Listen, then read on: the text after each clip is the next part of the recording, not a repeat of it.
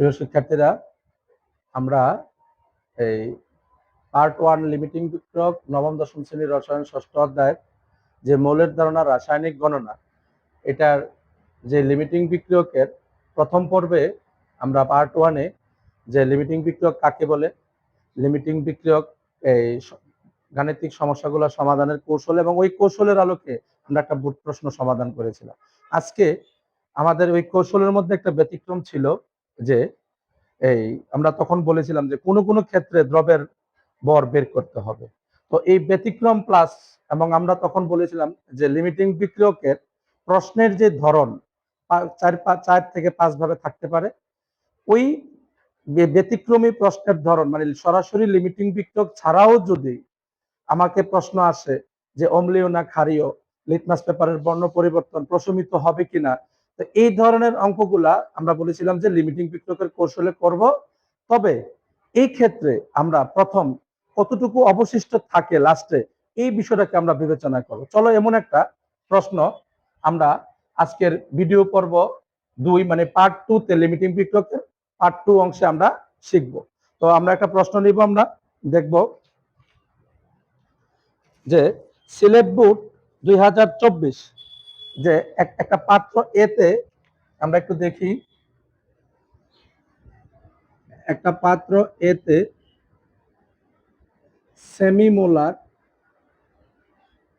Semimolar sulphuric acid আছে। এটা হলো পাত্র এ। ওকে, আরেকটা পাত্রে আছে তোমার 6 গ্রাম, আরেকটা পাত্রে আছে যে 6 গ্রাম সালফুরিক সোডিয়াম হাইড্রোক্সাইড, আরেকটা পাত্র আছে, আরেকটা পাত্রে আছে 6 গ্রাম সোডিয়াম হাইড্রোক্সাইড। এই দুইটা পাত্রের আয়তন 200 ml। এটা হলো পাত্র বি। পাত্র সিতে কি করা হলো, এই পাত্র এ এবং বি কে, পাত্র এ প্লাস পাত্র বি কে কি করা হলো, যোগ করা হলো। এটা হলো পাত্র সিতে। এই ছিল আমাদের উদ্দীপকটা। আমাকে এখানে প্রশ্ন করছে যে এই এ পাত্রের দ্রবণ এবং বি পাত্রের যে দ্রবণটা এটাকে যোগ করা হলো। আচ্ছা, আমাকে বলছে যে সি পাত্রের দ্রবণে কোন ধরনের লিটমাস বর্ণে, আচ্ছা এখানে আমরা দ্রবণ লিখবো, এটা দ্রবণ সলিউশন, এটাও দ্রবণ। তাহলে এ পাত্রের দ্রবণ ও বি পাত্রের দ্রবণ কি করা হলো, সি তে যোগ করা হলো। তাহলে এখানে আমাকে প্রশ্ন করছে ঘতে যে সি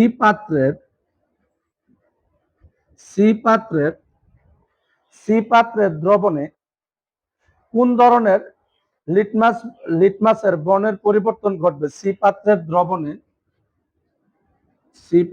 দ্রবণে কোন ধরনের লিটমাসের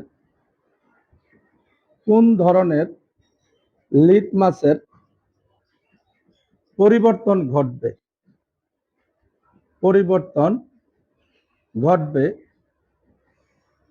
গাণিতিকভাবে বিশ্লেষণ করে। কি গাণিতিকভাবে বিশ্লেষণ করে। তাহলে আমরা এই পর্ব একে আমরা বলেছিলাম যে লিমিটিং বিক্রিয়কের প্রশ্নের ধরন আমরা 4 থেকে 5 ভাবে থাকে। কিভাবে, যে একবার আমাকে বলে সরাসরি লিমিটিং বিক্রিয়ক, আরেকবার আমাকে বলে কি যে কে আগে নিঃশেষ হবে, আবার আরেকবার বলে লিটমাস পেপারের বর্ণ পরিবর্তন, আরেকবার বলে যে অম্লীয় না ক্ষারীয়, প্রশমিত হবে কিনা। তো এমন একটা প্রশ্নের ধর আমরা বলছি যদি এরকম আসে যে লিটমাস পেপারের বর্ণ পরিবর্তন বিশ্লেষণ করো, এই আমরা বলেছিলাম যে প্রথম পর্বে যে আমরা লিমিটিং বিক্রিয়কের যে প্রশ্ন সমাধান করব এই কৌশলের আঙ্গিকে আমরা এই প্রশ্নগুলোও একই নিয়মে আমরা করব। তাহলে চলো আমরা এই কৌশলের আঙ্গিকে এই যে 24-এ যেটা আসছে এটা কত, সিলেট বোর্ড হ্যাঁ সিলেট বোর্ড 2024, সিলেট বোর্ড 2024-এ আসছে। তাহলে এখন আসো প্রথম ধাপ কি, আমাদের নিয়ম অনুযায়ী উদ্দীপকের বিক্রিয়াকে সম্পূর্ণ করা। তাহলে চলো আমরা উদ্দীপকের বিক্রিয়াকে সম্পূর্ণ করি। তো সম্পূর্ণ করলে আমাদের কি হবে, সালফুরিক অ্যাসিড আছে এ পাত্রে, এটার সাথে তুমি যোগ করলা সোডিয়াম হাইড্রোক্সাইড।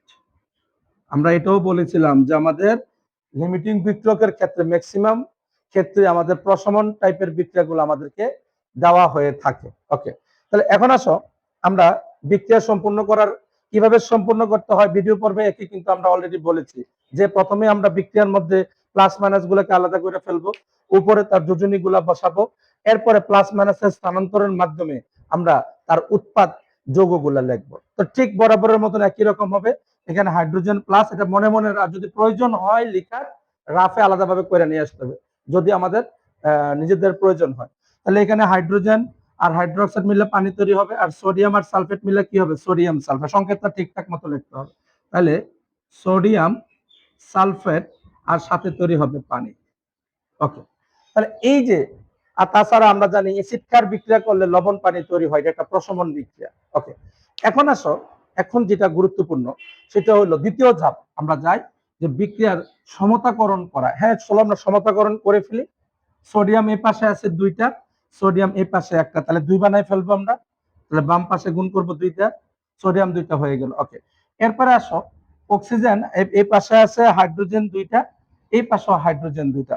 আচ্ছা, অক্সিজেন এই পাশে আছে 6টা, অক্সিজেন এই পাশে কয়টা, অক্সিজেন এই পাশে হলো কয়টা, 5টা। তাহলে আমরা অক্সিজেনকে যদি আমরা 6 বানাতে যাই, এখানে যদি আমরা 2 দ্বারা গুণ করি, 2 দ্বারা, তাহলে হাইড্রোজেন হয়ে গেল 4টা। তাহলে এখানেও কিন্তু হাইড্রোজেন 4টা। এই যে খেয়াল, এবার আসো আমরা একটু মিলাই দেখি।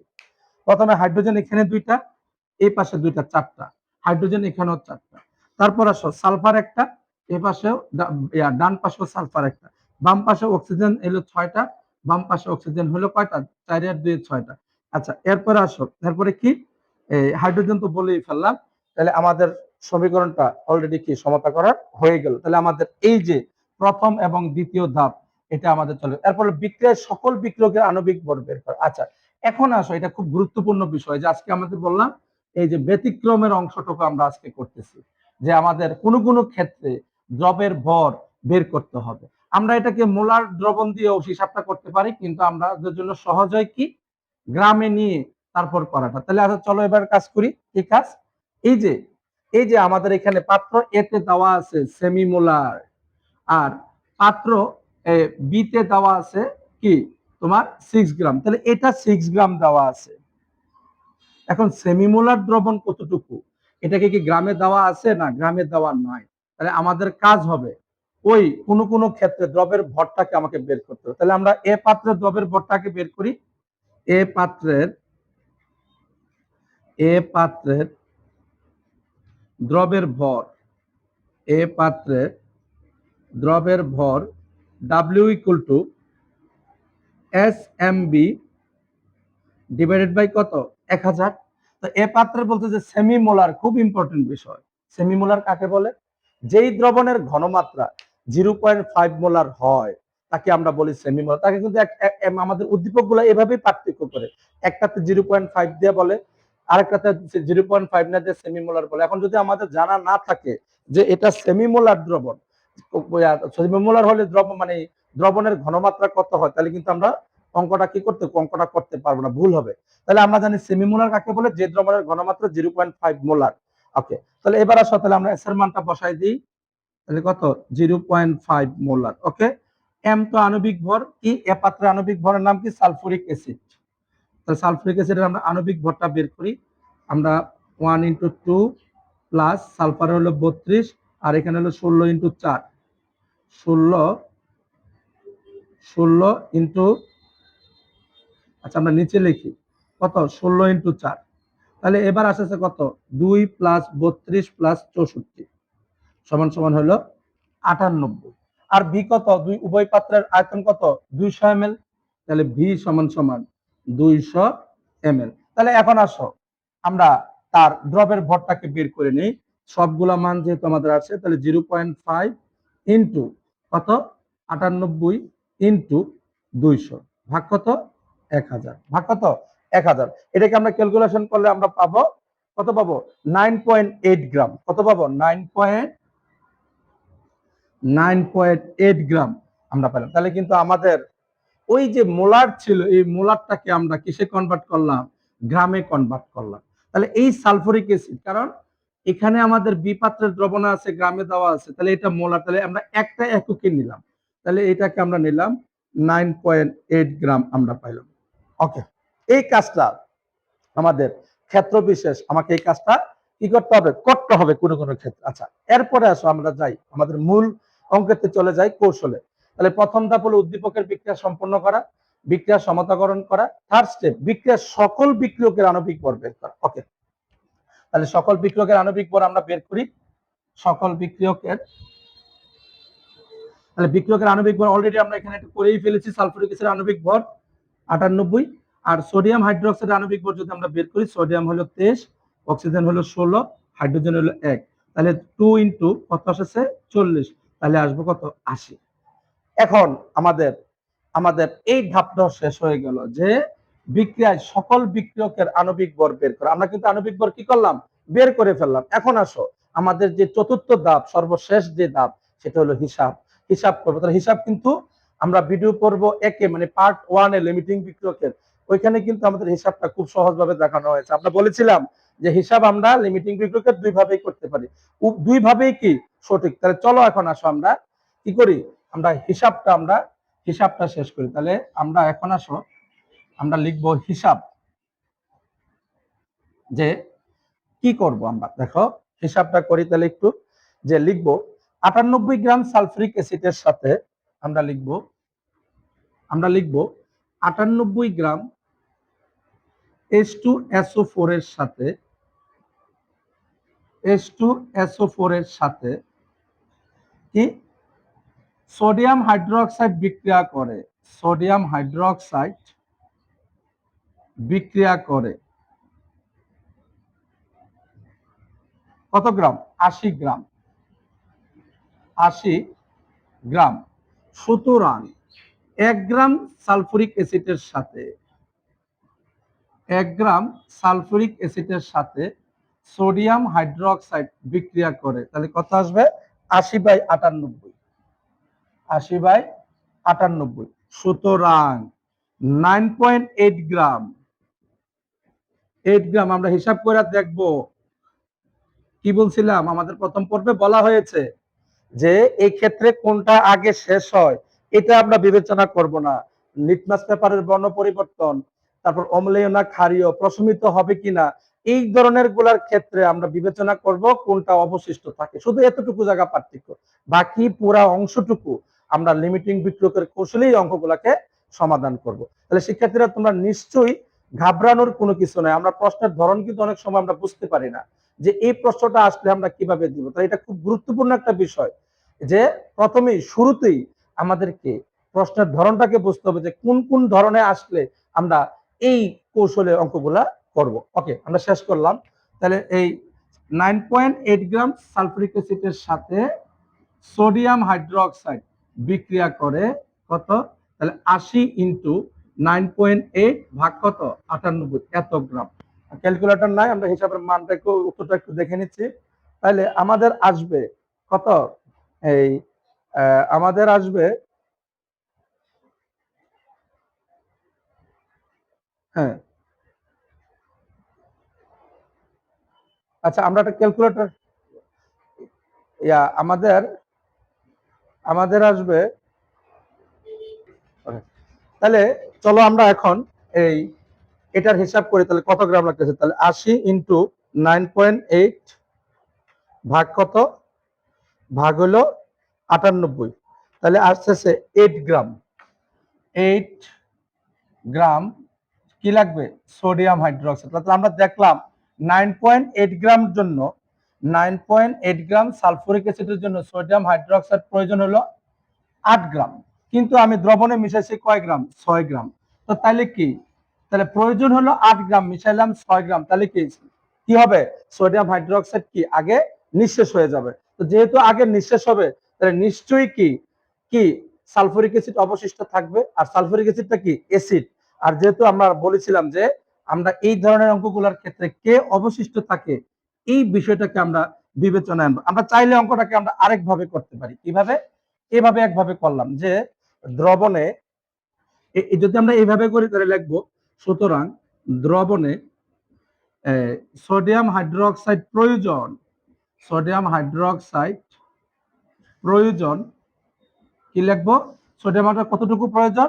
68 - 6 গ্রাম সমান সমান হলো 2 গ্রাম প্রয়োজন।